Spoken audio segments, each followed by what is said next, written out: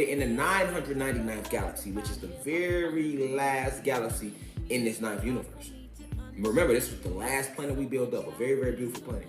But Plutonia, where these Super 7 crystals are made, yeah, Sirius X is where we come from. You know why it's X? Because the X chromosome was first. There you have it. Sirius X. That's why we call it Sirius X, because the goddesses were first.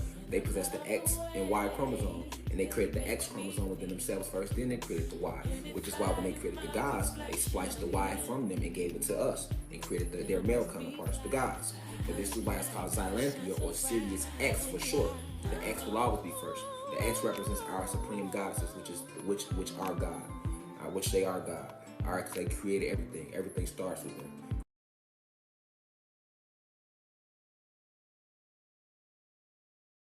One today. Close the blinds because they might be watching. All right, let's get into it. Today we're about to talk about the difference between the Ankh and the cross. Now, most people only think the difference is that the loop is on the Ankh and it's just straight across with the cross. But it's deeper than that. Okay, I'm gonna start with the Ankh because, yeah. If you don't know what the Ankh is the symbol of life for the Egyptians. Or as they would say, the key to life. But let's break down the actual meanings of it. So you see how the top part, the loop, that means the female. And then that bottom part is the male. Oh yeah, y'all didn't know everything was representation? So as you know, Egypt was a matriarchal society where women and men were of the same status, basically. And that's great because they accomplished a lot. Now we finna get into this bad boy. Cross is the symbol that Jesus died on, basically. So what does that mean? Death. So you remember how I said that bottom part, that line, was representation of the male? And then this top represents the legs, the womb, all of that coming together, creating life. Now let's look at this, right? So the bottom part is the male, and the top part is the male. So we both know female and male creates life. But male and male, that doesn't create life. What I don't get is, how is the Bible against homosexuality and it represents a male and a male? It's all based on the masculine principles. Y'all be safe.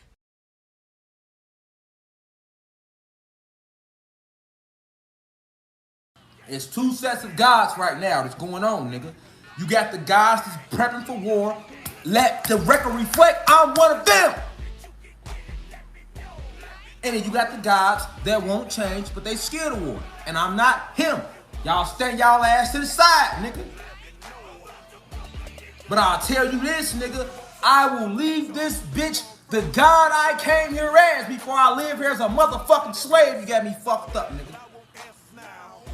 That's why I honor they laws. I'm lawless. You can't tell me I'm not no fella, nigga. I'm a God, nigga. You label me that. I'm not no African American. I'm a God. You label me that. I'm not no thug. I'm not no gangbanger. Nigga, America labeled me that. I am a God, nigga. I am that I am, and so is my people. And like I said, if you ain't with us, nigga, you against us.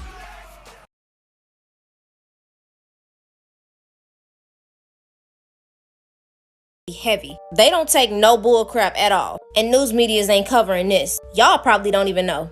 TikTok, hear me loud and clear. This is for educational purposes only. There is revolutionary protesting happening in Haiti right now for the same things that we're going through in America, and we not doing nothing about it. This is real life today. They're protesting because the cost of living has increased, the lack of jobs, and the basic necessities like clean drinking water. And if Isis Wisdom wouldn't have pointed out, I probably wouldn't even know what's going on. There are gangs there that are raiding and killing neighborhoods. They have no say-so of who speaks and is in control of the country, because other countries are involved with governing them. As you can see, the sent armed vehicles to fight against gangs, basically the protesters. Because not to mention, they're throwing tear gas. 200 plus people have been killed, shot, and bodies even burnt, just from protesting. We're not even going to mention the raids of people being killed in their neighborhoods by these gangs. But the protesters are saying that the gangs who have the guns were given to them by the government. Listen to somebody who was speaking about the issues in Haiti, and out of his own words, he was saying that the government was giving underprivileged people in bad neighborhoods to join the gangs. Ain't that the same situation that's happening to us? No jobs, cost of living going up. Oh, and y'all remember that whole CIA crack controversy where they had a war on drugs? But in the 80s, I didn't know anybody who owned crops, land to grow it, or any planes, with guns or drugs, because all of that stuff is flown in. So maybe what the Haitians are saying is happening to them over there is happening to us too. Now I'm about to get more political, but every time when I talk about politics, they want to send me a message. So go to my YouTube so you can see me expose America for the things that they've been doing to other countries and to us.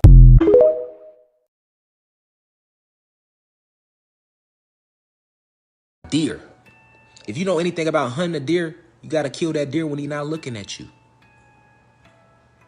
Because if you kill that deer and he looking at you, he gonna release certain chemicals and it's gonna fuck the meat of the deer up. Google it. So deer hunters, they always come from behind. They always shoot the deer when he don't see it coming. That's what the fuck they've been doing to you. Even the celebrities, they build them up just to feed off them.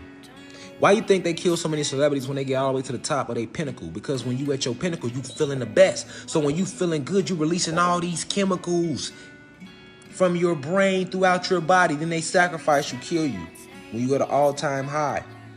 Then they eat the body. So it's, you feel, man, this shit gets sick.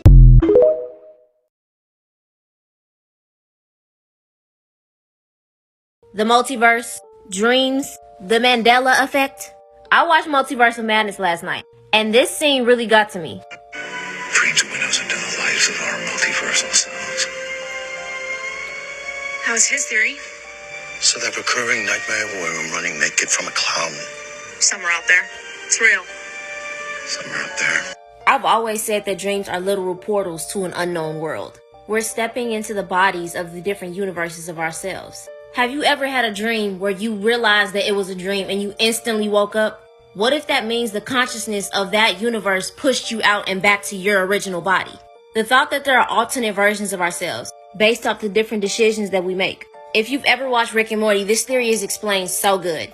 Do y'all remember Star Labs in The Flash, which gave people powers, multi-dimensional travel? Well, CERN is doing something like that. They might open a portal to another universe. Now in 2012, CERN uses particle accelerator. You know, 2012 when the Mayan calendar said that the world would end? But some people think at this time CERN caused our realities to merge with another universe.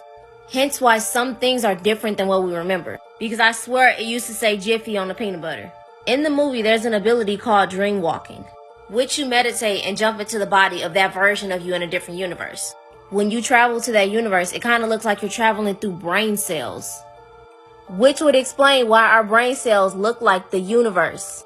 This might be too much to take in for some people, to fathom that there are alternate universes and versions of ourselves. There's an exact scene how people's minds go crazy after they realize this. It's fine. Everything is fine. There's an infinite number of realities, Morty. And in a few dozen of those, I got lucky and turned everything back to normal. I just had to find one of those realities in which we also happen to both die around this time.